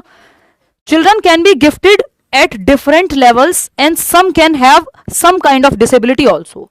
बच्चे अलग अलग लेवल पे गिफ्टेड हो सकते हैं। हो सकता है कि अब हर कोई लता मंगेशकर के लेवल की सिंगिंग का एप्टीट्यूड रखेगा, जरूरी थोड़ी उस लेवल का गिफ्टेड होगा, कोई बीच में भी हो सकता है भाई। तो लेवल्स ऑफ गिफ्टेडनेस भी डिफरेंट हो सकते हैं और कई बार गिफ्टेडनेस के साथ डिसेबिलिटी भी हो सकती है। फॉर एग्जाम्पल स्टीफन हॉकिंस, है ना, अब तो खैर नाम लेते हुए भी थोड़ा सोचना पड़ता है, जब से फेमस हुए हैं वो अलग रीजंस के लिए, सोशल मीडिया पे आप जानते ही हैं। थर्ड ऑप्शन यहाँ पे सही है। क्यों सही है? क्योंकि यही गलत है, और जो गलत है वही सही है क्योंकि पूछा ही गलत था। क्या लक्षण नहीं होता गिफ्टेडनेस का? तो लैक ऑफ क्यूरियोसिटी यानी जिज्ञासा की कमी और कल्पना शक्ति की कमी कभी भी गिफ्टेडनेस में आएगा ही नहीं, ये पॉसिबल ही नहीं है। क्वेश्चन नंबर 13 देखिएगा, एरर एनालिसिस बाय स्टूडेंट्स, विद्यार्थियों द्वारा स्वयं का त्रुटि विश्लेषण। कि बच्चे एनालाइज कर रहे हैं कि भाई मैंने 30 क्वेश्चन का एक मॉक लगाया, मुझसे गलती कहाँ हुई, नंबर कटे कहाँ, क्या ठीक किया, क्या गलत किया, गलतियां एनालाइज कर रहे हैं। तो इसमें एरर एनालिसिस बाय स्टूडेंट्स में क्या होगा? हिंडर्स मेटाकॉग्निटिव स्किल्स, बिल्कुल भी नहीं। एरर एनालिसिस में तो मेटाकॉग्निटिव स्किल्स, परासंज्ञानात्मक क्षमताएं लगेंगी कि आप रिव्यू कर पाए, रिफ्लेक्ट कर पाए, प्लान कर पाए, देख पाए, अपनी गलतियों को एनालिसिस कर पाए, तो ये तो गलत हो जाएगा। Is a futile activity in process of learning, बिल्कुल भी नहीं है। अगर आप अपनी गलतियां ही नहीं पकड़ पा रहे हैं तो फिर तो सीखेंगे कहां से आप? जो एरर्स पकड़ ही नहीं पाएगा वो कैसे ठीक करेगा उनको? तो ये तो फ्यूटाइल तो नहीं है, ये खराब या ऐसी फालतू का एफर्ट तो नहीं है। Supports students in retaining there learning, ये हेल्पफुल बात है कि आपकी लर्निंग को रिटेन करने में, बनाए रखने में, मजबूत करने में हेल्पफुल होता है जब आप एरर्स का एनालाइज करते हैं कि कहां गलती हुई थी, उससे आपने सीख लिया, अब हमेशा के लिए वो ठीक हो गई। फोर्थ ऑप्शन है creates further gaps in students understanding, विद्यार्थियों की समझ में और अधिक फासला पैदा कर देते हैं। नहीं भाई, गलती के एनालिसिस से गैप जहां था वो कम हो जाएगा, ऐसा नहीं है कि गैप बढ़ जाएगा एरर एनालिसिस से, वो तो बल्कि आपको पकड़ में आएगा कि आपकी लर्निंग में गैप कहां रह गया था जिसकी वजह से गलती हुई। डायग्नोज कर रहे हैं आप एरर एनालिसिस के थ्रू। क्वेश्चन नंबर 14 देखिएगा, विच of the following statements is correct regarding declarative knowledge and procedural knowledge. ये इंग्लिश पेडागोजी में भी आता है, ये सीडीपी में भी सवाल आता है।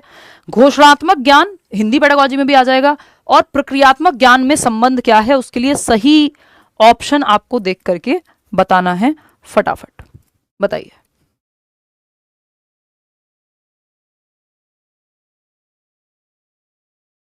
यार ये केबल का प्रॉब्लम है, बार बार उलझ जा रही है। एनीवे देखना एक बार जवाब दीजिए।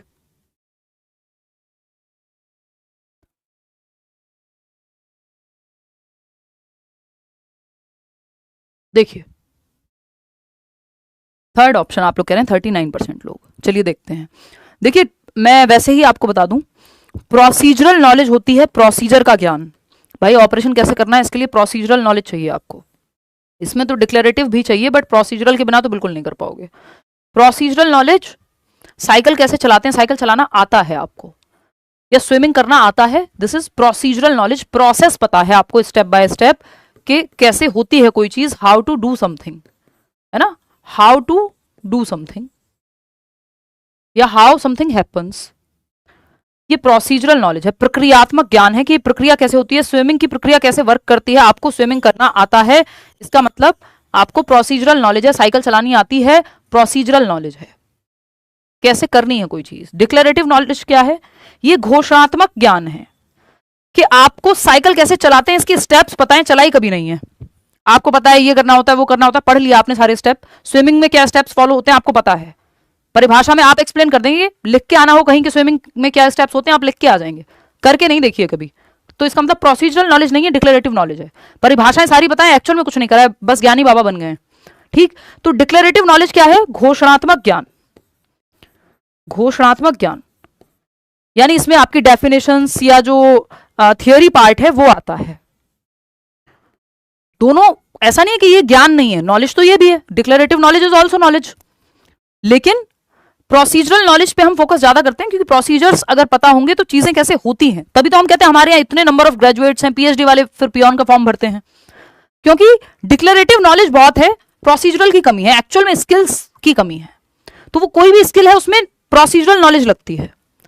तो declarative knowledge is also known as analytical knowledge. हमें क्या पता, देखेंगे। Procedural knowledge is generally process oriented in nature, हाँ ये बात हमें सही लग रही है, इसकी संभावना ज्यादा सही होने की। फिर भी देखते हैं, procedural knowledge tells the factual knowledge about something. अरे सरकार ये तो गलत है, हमसे गलत पूछा था सही पूछा था, कौन सा संबंध सही है अभी देखेंगे। Declarative knowledge emphasises how to do something, उल्टा है ये तो आप थर्ड कैसे जवाब दे रहे हो, गलत है थर्ड तो।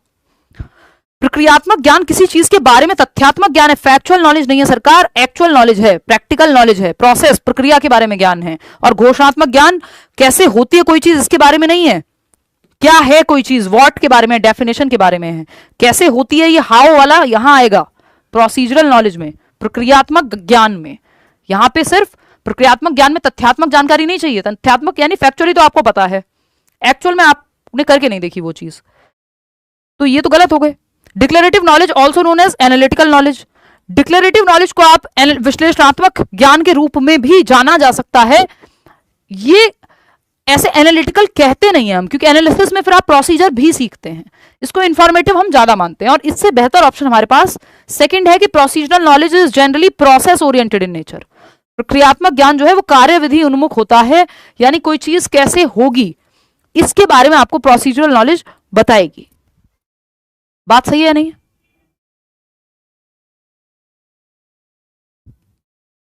क्लियर है इतनी बात? तो हम इसको एनालिटिकल, एनालिसिस में तो आप विश्लेषण करते हैं, चीजों को तोड़ के देखते हैं पार्ट्स में, डिक्लेरेटिव में तो आप सीधा डिफाइन कर देंगे, तो इसलिए एनालिटिकल के साथ हम यहां नहीं जा रहे हैं। इसमें थोड़ी बहुत सच्चाई हो सकती है क्योंकि हल्का फुल्का एनालिसिस आ सकता है, लेकिन प्रॉपर एनालिटिकल नहीं बोलते हम इसको। तो सेकंड ऑप्शन ही यहां सही है। फंस गए ना इतने आसान से सवाल में। क्वेश्चन नंबर 15 देखो, ये क्या कहता है, a teacher who consciously takes examples of scientists of all genders in her middle school classroom is trying to. यानी एक शिक्षिका जो अपने माध्यमिक स्कूल की कक्षा में सचेत रूप से सभी जेंडर के वैज्ञानिकों के उदाहरण लेती है, कोशिश कर रही है कि वो, मतलब साइंटिस्ट मेल भी हो सकते हैं फीमेल भी हो सकते हैं, है ना, या मैथमेटिशियंस मेल्स और फीमेल्स दोनों हो सकते हैं, एग्जांपल्स दोनों प्रयोग में ला रही है, चाहे एग्जांपल्स कम हो ज्यादा हो उसके कारण अलग अलग हो सकते हैं। इसका मतलब वो ट्राई कर रही है टू ब्रेक जेंडर स्टीरियोटाइप्स, कि किस पेशे को जेंडर से ना जोड़ा जाए, क्योंकि वो स्टीरियोटाइप बना है एक रीजन से, है ना, रूढ़िवादिता है उसमें कि चला आ रहा है इसलिए मान लिया गया है, उसमें कोई साइंटिफिक एविडेंस नहीं है। रीइंफोर्स नहीं कर रही, जेंडर डिस्क्रिमिनेशन को कम कर रही हैं, वो तो मजबूत नहीं कर रही, जेंडर आइडेंटिटी को एनेबल कर रही हैं। जेंडर आइडेंटिटी कि आप खुद को कैसे देखते हैं, किस रूप में देखते हैं, मेल फीमेल, बायोलॉजिकली डिफरेंट हो सकते हैं आप, कंस्ट्रक्ट जेंडर कॉन्स्टेंसी के जेंडर फिक्स होता है, ये सब भी बात नहीं हो रही है यहाँ पे। वो दोनों एग्जांपल्स ले रही हैं तो she is trying to break gender stereotypes को तोड़ने की कोशिश कर रही हैं वो। अगेन लेंदी सवाल, अजर्शन यानी अभिकथन, teachers should encourage children to focus on questions such as what is my learning goal and what do I need to do to get there. कि शिक्षकों को बच्चों को ऐसे सवाल, ऐसे प्रश्नों पे ध्यान केंद्रित करने के लिए प्रोत्साहित करना चाहिए। कैसे प्रश्न, कि भाई मेरा लर्निंग का गोल क्या है, मैं कितना स्कोर करना चाहता हूँ सीटेट में, मैं क्यों पढ़ रहा हूँ, मुझे क्या करना है, और वहां पहुंचने के लिए अगर 130 नंबर लाने हैं तो क्या करना होगा, रोज क्लासेस लेनी होंगी, खुद से प्रीवियस ईयर भी लगाने होंगे, या बैच लेना है तो बैच लेना होगा। तो इस तरह के सवाल जब आप खुद से पूछने के लिए प्रेरित करेंगे टीचर्स आपसे कि आपका गोल क्या है, आपको किस तरफ जाना है जीवन में, तो ये अच्छी बात है, करना चाहिए टीचर्स को। बच्चे की थिंकिंग प्रोसेस पे जोर डल रहा है। रीजन क्या है, बच्चा जितना सोचे उतना अच्छा है, ओवर थिंक नहीं बस। When students understand how to self assess their work performance they can use this understanding to help themselves learn and progress. इसका रीजन ये दिया है कि जब छात्र समझते हैं कि उनके काम के प्रदर्शन का आत्म मूल्यांकन कैसे किया जाए, तो वे इस समझ का उपयोग खुद से सीखने में करेंगे, अपनी प्रगति में करेंगे कि हाँ भाई मुझे किस तरफ जाना है, सेल्फ असेस कर रहे हैं, खुद का आकलन, और कहाँ पहुंचना है, कितने पानी में मैं हूं। ठीक, तो ये दोनों ही बातें सही है, both A and R correct, but A R सही एक्सप्लेनेशन भी 80% लोग फोर्थ ऑप्शन सही जवाब दे रहे हैं। आगे बढ़ेंगे क्वेश्चन नंबर 17 पे। In guided discovery approach of learning, अधिगम के निर्देशित खोज आधारित उपागम, यानी गाइडेड डिस्कवरी मतलब टीचर है जो हेल्प करेगा, बच्चे डिस्कवर करेंगे। इसकी बात ब्रूनर करते हैं, जो स्कैफोल्डिंग की भी बात करते हैं, तो टीचर यहां गाइड करेगा, स्कैफोल्ड करेगा। वाइगॉत्स्की यूज करते हैं स्कैफोल्डिंग एज अ कॉन्सेप्ट को अपनी थियरी में, बट बात जो की है इनिशियली स्कैफोल्डिंग की, मचान की, टेम्परेरी हेल्प की, वो ब्रूनर ने अपनी थियरी में की है, जिसमें ये 3 स्टेजेस भी बताते हैं कि आइकॉनिक स्टेज होती है, सिंबॉलिक स्टेज होती है, एनेक्टिव स्टेज होती है। उस पर चर्चा कभी और तसल्ली से करेंगे। अभी आप ये मान लीजिए वो भी कॉग्निटिव डेवलपमेंट की थियरी है, वो स्पाइरल करिकुलम की बात करते हैं, डिस्कवरी लर्निंग की बात करते हैं, कैसे बच्चा एक्टिवली नॉलेज को डिस्कवर करेगा। तो अधिगम के निर्देशित खोज आधारित गाइडेड डिस्कवरी में क्या है, टीचर हेल्प करेगा, क्यूज देगा, हिंट्स देगा, स्कैफोल्ड करेगा जहां जरूरत है बच्चे को, और बच्चा खुद से डिस्कवर कर रहा है। नो प्रायर प्लानिंग और प्रीवियस नॉलेज इज रिक्वायर्ड, नहीं भाई किसी भी चीज में प्रीवियस ईयर रिक्वायर्ड हो, प्रीवियस नॉलेज रिक्वायर्ड होती है, पूर्व ज्ञान आवश्यक होता है। ऐसा कोई काम नहीं है जहां पूर्व ज्ञान की कोई वैल्यू ही ना हो, है ना। वो काम कितना है वो एक अलग बात है, बट पूर्व ज्ञान इंपॉर्टेंट है। इसीलिए तो हम कहते हैं भाई जिनका एक्सपीरियंस है 10 साल का, ये एक्सपीरियंस को हम महत्वपूर्ण मानते हैं कई फील्ड में। क्यों? क्योंकि प्रीवियस नॉलेज इंपॉर्टेंट है।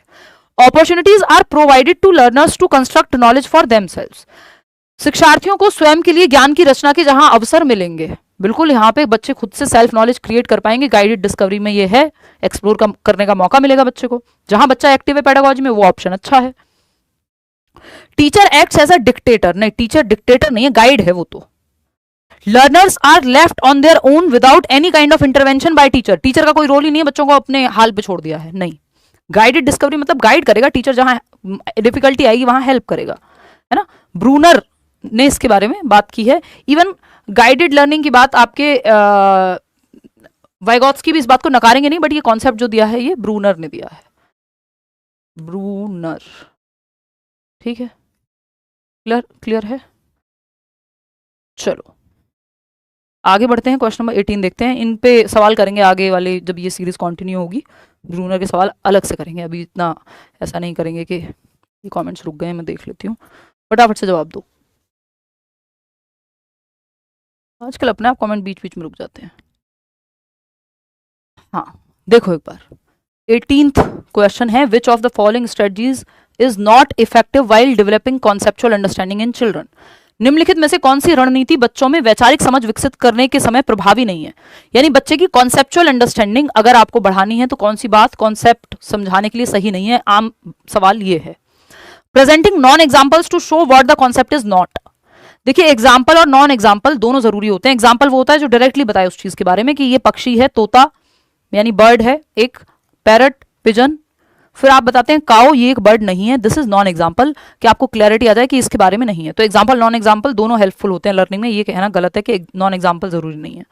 Asking students to generate their own examples, हाँ ये सही है कि अपने एग्जाम्पल्स बच्चे जनरेट कर पाए, लेकिन हमसे नॉट पूछा है, ध्यान रखिएगा। Asking students to memorise presenting non examples to show what the concept is not. हाँ हाँ ये ठीक है, इसको गलत नहीं बताया, नॉन एग्जाम्पल को सही बताया है, मैंने ही गलत पढ़ लिया था। अवधारणा क्या नहीं है या नॉन एग्जाम्पल, गैर उदाहरण बोलते हैं इसको, ये भी हेल्पफुल होते हैं ताकि पता लगे कि कॉन्सेप्ट से क्या अलग है, तो कॉन्सेप्ट की क्लैरिटी आती है नॉन एग्जाम्पल से। Asking students to memorise the definition, ये गलत है, ये इफेक्टिव तरीका नहीं है बच्चे की कॉन्सेप्ट की समझ को बनाने में, संप्रत्तियों की समझ के निर्माण में, कि बच्चे को बस याद करने को कह दो तो आपने डेफिनेशन तो याद कर ली होगी, कॉन्सेप्ट आपको पता नहीं होगा। डेफिनेशन पूछो, आप फटाफट रट्टा लगाया हुआ है आप बता देंगे, तो इससे कॉन्सेप्चुअल क्लैरिटी नहीं है, रोट लर्निंग है ये, रोट लर्निंग का उदाहरण है ये। और जो गलत था वही सही है क्योंकि पूछा ही गलत था, नॉट पूछा था। Presenting a wide range of examples in diverse context, ये तो अच्छी बात है, तो हमें गलत बात चाहिए थी थर्ड ऑप्शन जो कि सही है नॉट के हिसाब से। क्वेश्चन नंबर 19 देखिएगा, an active middle school classroom, यानी 6th to 8th क्लास की बात हो रही है, should be found on theoretical principles of. एक एक्टिव यानी सक्रिय क्लासरूम, एक सक्रिय माध्यमिक विद्यालय कक्षा किसके सैद्धांतिक सिद्धांतों पर स्थापित की जानी चाहिए, यानी बच्चे जहां एक्टिव हैं, एक्टिव क्लासरूम किस स्कूल ऑफ थॉट या साइकोलॉजी के बेसिस पे बनाया जाना चाहिए। बिल्कुल सही कह रहे हैं आप लोग, सेकंड ऑप्शन 75% लोग, सोशल कंस्ट्रक्टिविज्म। रचनावाद अकेले भी लिखा होता तो सही ही होता, सामाजिक रचनावाद, क्योंकि बच्चे सक्रिय हैं, ग्रुप में सीख रहे हैं, तो सोशल कंस्ट्रक्टिविज्म यानी वाइगॉत्स्की की बात हो रही है।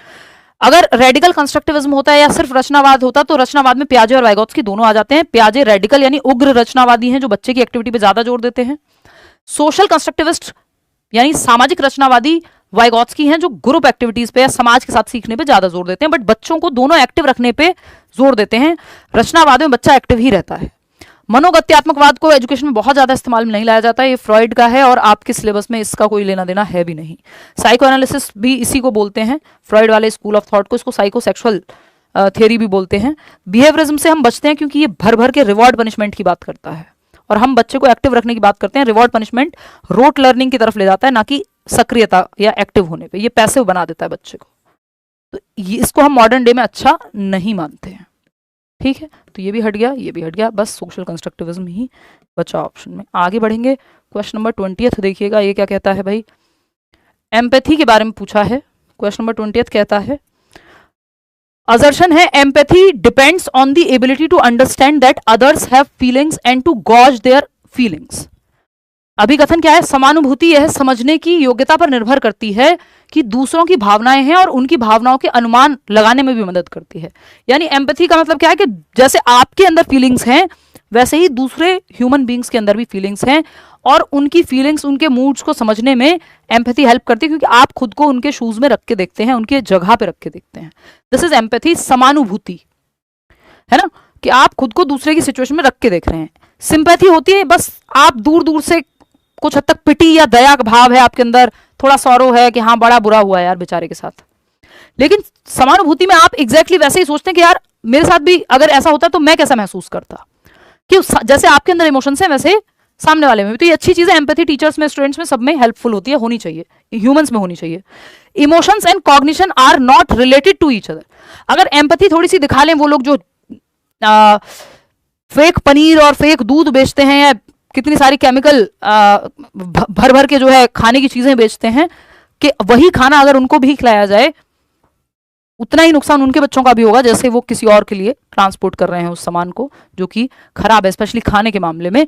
तो ये क्या होगा, तो बहुत सारी चीजें, बहुत सारी गलत चीजें होनी बंद हो जाएंगी अगर एम्पैथाइज या एम्पैथी क्रिएट हो जाए इंसान में, है ना, कि खुद को दूसरे की जगह रख के देखने लगे। अगर emotions and cognition are not related to each other, ये तो कह ही नहीं सकते भाई, जो आपके इमोशंस है वो आपके दिमाग से रिलेटेड है, cognition and emotion are related, है ना, they are independent. In case of जेजोंग जब तक ना लिखा हो तब तक हम स्वतंत्र नहीं कह सकते, संबंधित नहीं है तो कहेंगे ही नहीं। इंटरट्वाइंड है, इंटरवोवन है, इंटर रिलेटेड है, अंतः संबंधित है दिल और दिमाग। अगर इमोशंस ठीक नहीं है, जीवन में कोई घटना घटी है, किसी की मृत्यु हुई है, लव्ड वन की, ब्रेकअप हुआ है, आपका दिमाग पे भी असर पड़ेगा उस चीज का। हो सकता है जो चीज आपको आती हो पेपर में वो भी ना कर पाओ उस दिन, अंतर आ सकता है, प्रभावित कर सकता है। अगर पॉजिटिवली प्रभावित कर रहा है तो हो सकता है आप बहुत अच्छा कर जाएं, है ना।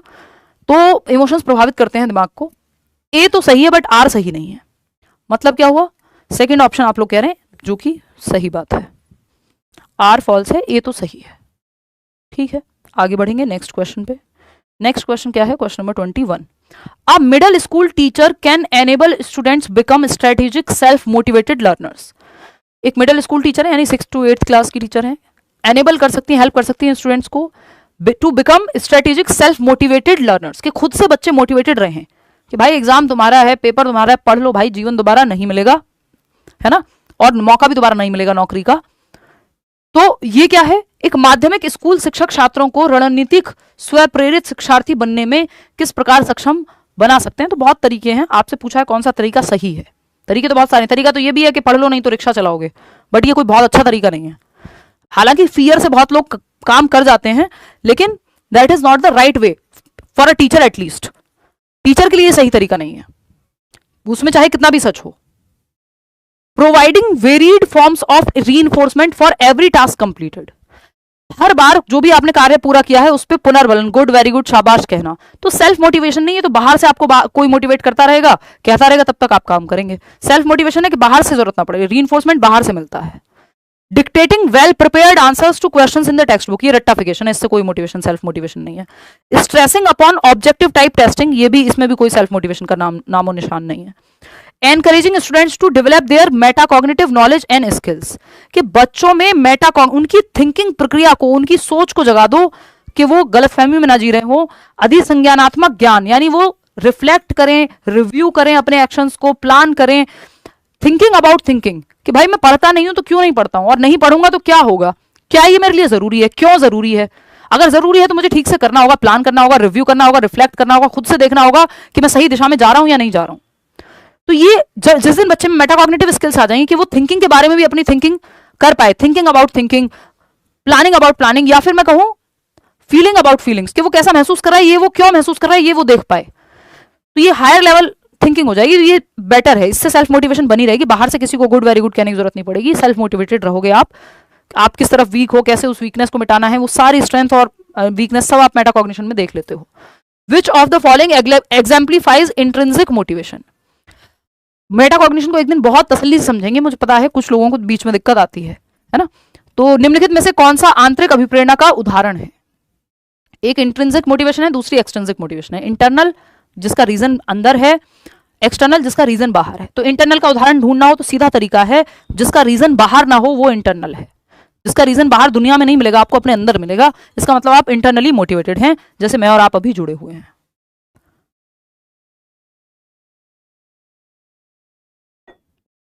तब इसमें से कुछ लोग होंगे जो सिर्फ नंबर के लिए पढ़ रहे होंगे, कुछ को इंटरेस्ट भी आ रहा है। फर्स्ट ऑप्शन 89% लोग कह रहे हैं, motivation driven by personal interest और एंजॉयमेंट ऑफ द टास्क। बिल्कुल सिंपल तरीका है, बाहर रीजन नहीं मिलेगा इंटरनल मोटिवेशन का।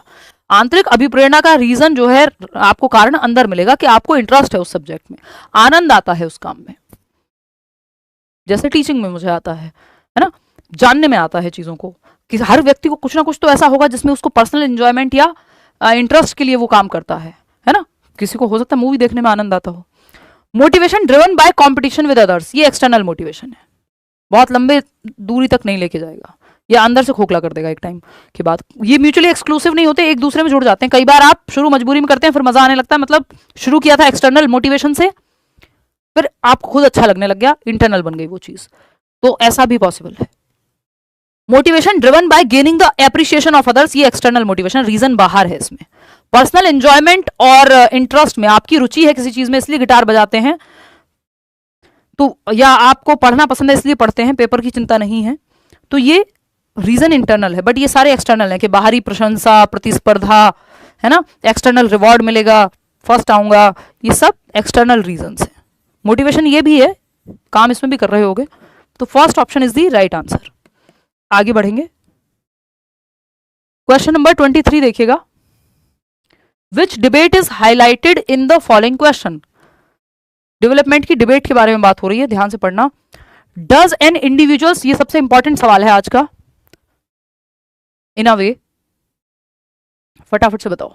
पेमेंट नहीं हो रहा है करियर में, क्यूआर कोड नहीं आ रहा है। यार मैं आपको ना एक हेल्पलाइन नंबर दे रही हूँ, टीचिंग के लिए हमने अभी बनवाया है बोल करके, क्योंकि बहुत लोगों को अलग अलग तरह की समस्याएं आ रही थी, क्योंकि बहुत संख्या में लोग जो है एडमिशन ले रहे होते हैं कई बार। तो मैंने उदय सर को बोला था, एक नंबर है, ये मैं लिखवा दे रही हूँ, अभी आएंगे इस सवाल पे वापस। ये टीचिंग की हेल्पलाइन है करियर पे, 9319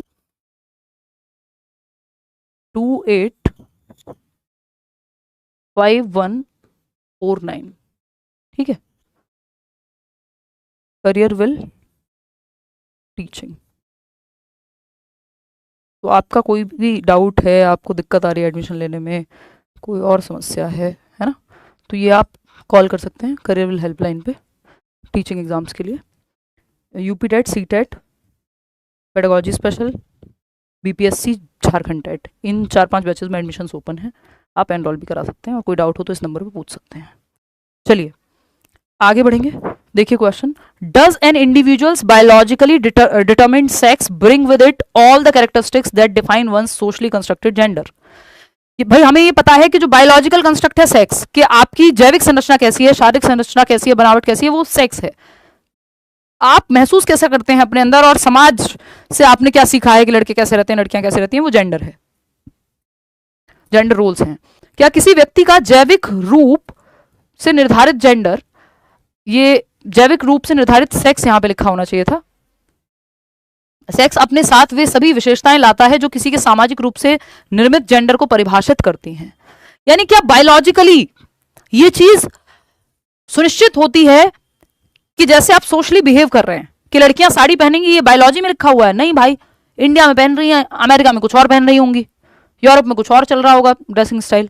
तो ये बायोलॉजिकली आप कैसे बने हैं, ये थोड़ी तय होता है सेक्स से, कि आपकी बायोलॉजिकल संरचना जो है सेक्स से ये निर्धारित थोड़ी होता है कि जेंडर जो कि सोशली कंस्ट्रक्टेड है, सामाजिक निर्माण है, सामाजिक कंस्ट्रक्ट है, संरचना है, जिसको हम जेंडर कह रहे हैं, कि लड़कियां, फिर उसमें स्टीरियोटाइपिंग आ जाती है।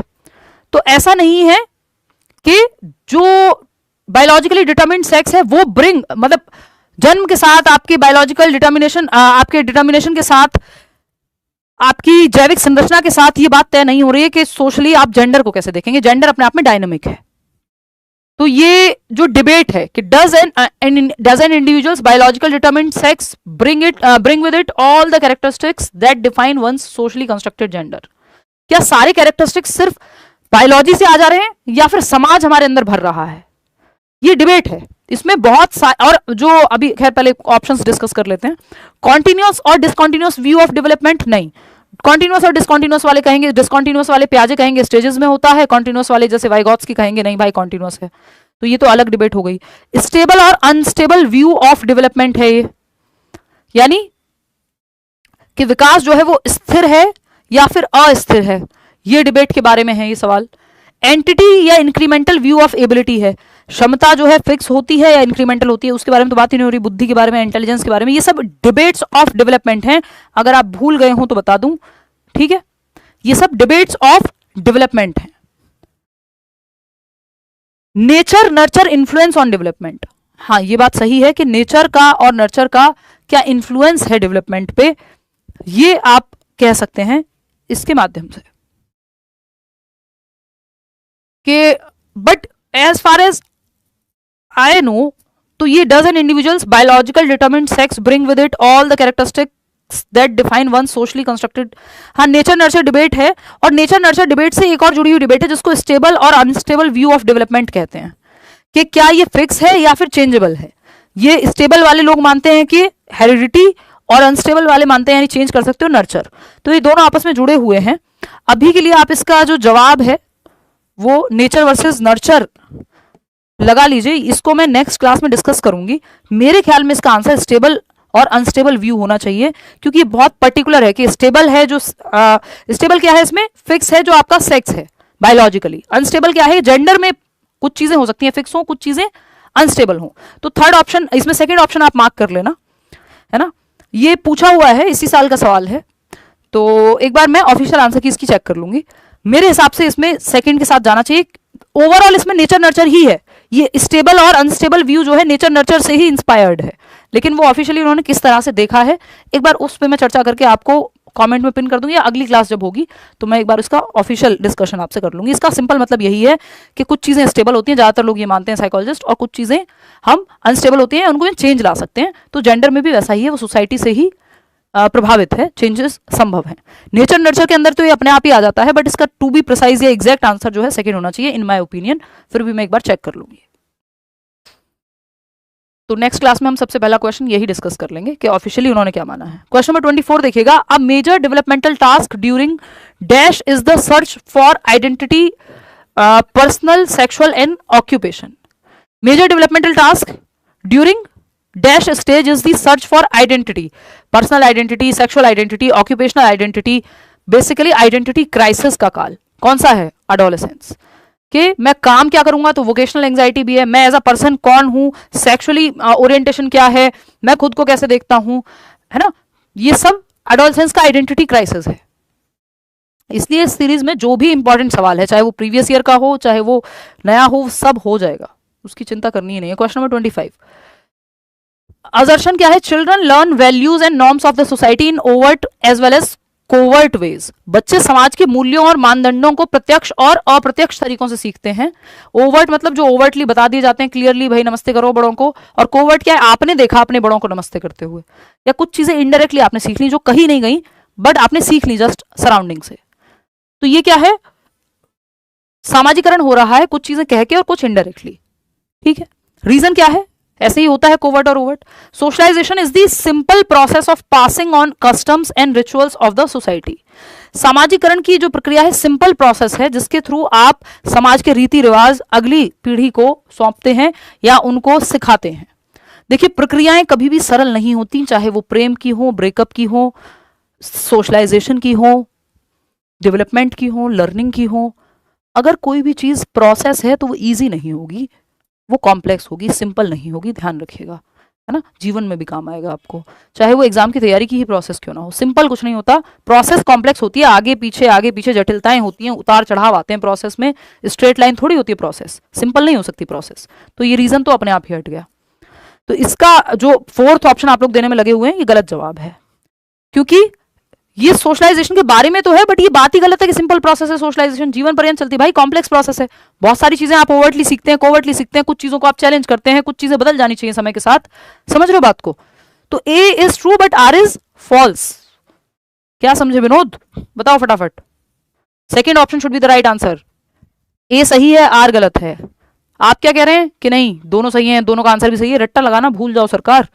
क्वेश्चन नंबर 26 देखिएगा, as per Jean Piaget's theory of cognitive development, which of the following abilities distinguishes formal operational thinking from concrete operational thinking? ये बहुत सवाल आता है, कभी कह देंगे प्री ऑपरेशनल से कॉन्क्रीट ऑपरेशनल को क्या चीज अलग करती है, इसमें पूछ लिया फॉर्मल ऑपरेशनल से कॉन्क्रीट ऑपरेशनल में क्या डिफरेंस है। कैसे पता चलेगा किस एक कैरेक्टरिस्टिक से कि बच्चा कॉन्क्रीट में है कि फॉर्मल ऑपरेशनल में है? कॉन्क्रीट थर्ड स्टेज है 7 से 11 वाली, और ये 11 एंड अबव फाइनल औपचारिक संक्रियात्मक है। कंजर्वेशन फॉर्मल ऑपरेशनल और कॉन्क्रीट ऑपरेशनल की बात हो रही है। कंजर्वेशन अगर प्री ऑपरेशनल और कॉन्क्रीट की हो रही होती तो अंतर हो जाता। ऑब्जेक्ट परमानेंस की तो यहाँ बात ही नहीं है, तो जन्म से 2 वर्ष में आ जाता है वस्तु स्थायित्व। सिंबॉलिक प्ले ये 2 से 7 में, तो ये प्री ऑपरेशनल से अलग करना होता तो आ जाता। ठीक है, बचा क्या? एब्स्ट्रैक्ट लॉजिक, क्योंकि कंजर्वेशन तो आ जाता है कॉन्क्रीट ऑपरेशनल में, है ना। ये कंजर्वेशन पूछे तो प्री ऑपरेशनल से अलग करता है, ये प्री ऑपरेशनल को सेंसरी मोटर से अलग करता है, ये प्री ऑपरेशनल को कॉन्क्रीट ऑपरेशनल से अलग करता है। लेकिन अमूर्त तर्क जो है वो कॉन्क्रीट को फॉर्मल ऑपरेशनल से अलग करता है, क्योंकि कॉन्क्रीट और फॉर्मल में ये अंतर है कि कॉन्क्रीट ऑपरेशनल में मूर्त संक्रियात्मक में अमूर्त चिंतन नहीं आया, क्योंकि वो तो कॉन्क्रीट है, मूर्त है। कॉन्क्रीट वो चीजें जिनको आप देख सकते हो, छू सकते हो, टच कर सकते हो, फील कर सकते हो। अमूर्त चीजें आपके विचारों में होती हैं कई बार। अब लव एक्चुअल में कहीं थोड़ी है, आप करते रहो चर्चा, फीलिंग है, एब्स्ट्रैक्ट है ना। तो अमूर्त चिंतन जैसे बहुत सारे हाइपोथेटिकल सिचुएशंस हो सकती हैं, थियरम्स वगैरह प्रूव करना हुआ, तो ये फोर्थ ऑप्शन है। एब्स्ट्रैक्ट लॉजिक जो है वो आपका आता है लास्ट स्टेज में, फॉर्मल में। क्वेश्चन नंबर 24 देखेंगे, इसमें कितने लोगों ने सही जवाब दिया? 71%। चलो बहुत बढ़िया। क्वेश्चन नंबर 27 देखो, 3 सवाल और हैं। A significant critique of Jean Piaget is that he failed to adequately consider the influence of dash on development। कि जीन प्याजे की ये एक महत्वपूर्ण आलोचना है, आप कितने भी महान बन जाइए, लोग आलोचना आपकी करते रहेंगे। इसका एग्जाम्पल है कि जीन प्याजे की भी आलोचनाएं होती हैं। यह है कि वह विकास पर डैश के प्रभाव पर पर्याप्त रूप से विचार करने में विफल थे। मतलब उन्होंने कोई एक एस्पेक्ट था डेवलपमेंट पे जिसको महत्व नहीं दिया, जिसकी वजह से उनकी आलोचना होती है, क्रिटिसाइज किया जाता है इस चीज के लिए उन्हें। तो आप बताएंगे।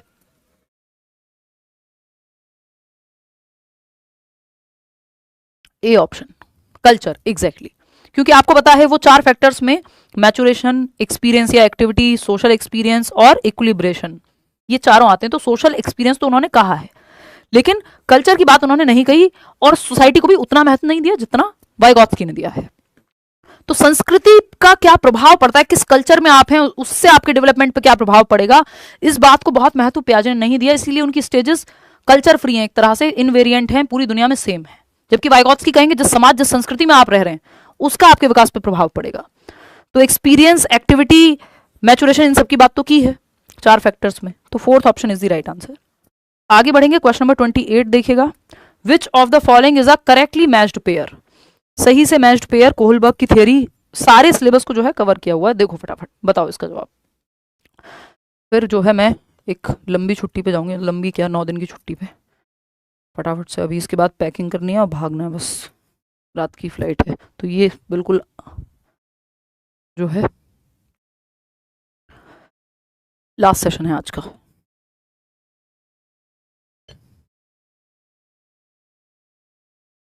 गुड मॉर्निंग मैम, बहुत बढ़िया, गुड मॉर्निंग जी। क्वेश्चन नंबर 28, चलिए देख लेते हैं। Question number 28, which of the following is a correctly matched pair? Good boy good girl orientation, greatest good for greater numbers. नहीं भाई, गुड बॉय गुड गर्ल को तो पढ़ी ही नहीं है, ग्रेटेस्ट नंबर की नहीं पढ़ी, अच्छा लड़का अच्छी लड़की को, ये 3rd स्टेज है।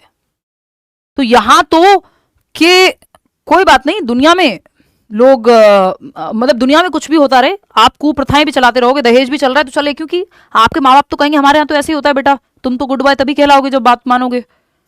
तो अब ये ग्रेटर गुड के लिए सही नहीं है, लेकिन आप लगे पड़े हैं गलत काम को भी सही करने में। क्यों? क्योंकि आपको तो प्रेज चाहिए, प्रशंसा चाहिए। तो ये एक्सप्लेनेशन गलत है, ये 5th स्टेज का एक्सप्लेनेशन है 3rd स्टेज पे। लॉ एंड ऑर्डर ओरिएंटेशन में upholding principles of social justice for humanity, principles की कोई बात ही नहीं होती लॉ एंड ऑर्डर में। तो सिंपल आपको एक ऑर्डर फॉलो करना है ताकि सोसाइटी में केओस ना हो, एक क्रम बना रहे, सब नियम का पालन करें। सब रेड लाइट तोड़ेंगे तो कैसे चलेगा। Social contract orientation, consideration of perception of others, दूसरों के धारणा पर ध्यान देना या परसेप्शन पे ध्यान देना, सोशल कॉन्ट्रैक्ट ओरिएंटेशन है। पनिशमेंट एंड ओबीडियंस क्या कह रहा है भाई? Avoidance of bad consequences. यही सबसे सच्ची बात है यहाँ पे जो सही कही गई है, क्योंकि सोशल कॉन्ट्रैक्ट ओरिएंटेशन में consideration of perception of others नहीं, अगर बड़े ग्रेटर गुड का, यानी ये जो पहले वाली एक्सप्लेनेशन है ये इसकी है 3rd की, है ना। ये अच्छा सवाल बनाया उन्होंने। तो punishment and obedience orientation, avoidance of bad consequences, क्योंकि ये पहली ही स्टेज है कोहलबर्ग की मॉरल डेवलपमेंट में, प्री कन्वेंशनल मॉरलिटी। खुद की मॉरलिटी 0 होती है इस स्टेज में। जिस चीज से पनिशमेंट मिल रही है वो चीज खराब है, जिस चीज से पनिशमेंट नहीं मिले उसकी आज्ञा पालन करो। तो यहां पे बुरे परिणामों से बचाव मेन मुद्दा है, सही वो है जिससे डांट ना पड़े, है ना। जैसे माँ बाप की आज्ञा का पालन फाइनल है ना।